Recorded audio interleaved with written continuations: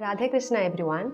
Welcome to chapter 2 of Mahagatha, the story where Lord Vishnu faces two powerful demons, Madhu and Kaitabha. In the last video, we saw how the universe was created, but what if I tell you the creation was not peaceful at all? Just after the universe was created and Brahma brought the Vedas into existence, something unexpected happened.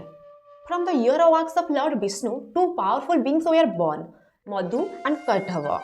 They were confused at first, but soon they became hungry. So they started consuming water around them. As they kept feeding, they became bigger and stronger, and slowly their power turned into ego. They believed we are the rulers of the universe. While wandering, they saw Brahma sitting on a lotus. They got angry and shouted, "Who are you? How dare you sit there?" Brahma stayed silent, but this silence made them furious. They challenged him to fight.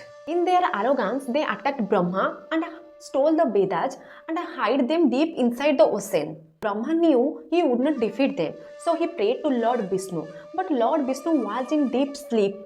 With difficulty, he finally woke up. To solve this problem, Lord Vishnu took a special form, Hayagriva, the horse-headed one. A huge battle began. Vishnu fought Madhu and Kaitabha for thousands of years, but still he could not defeat them. Then Vishnu used his intelligence. He praised them and said, "You both are very powerful. Ask me for a bone." In their pride, the demons said, "No, you ask for a bone." Vishnu said, "Then I want to kill both of you." The demons laughed and replied, "You can kill both of us only where there is no water."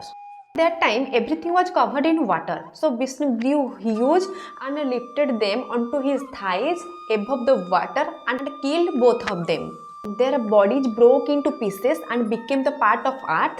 After that, Brahma continued creation. This was just the beginning. In the next chapter, even bigger challenges are waiting.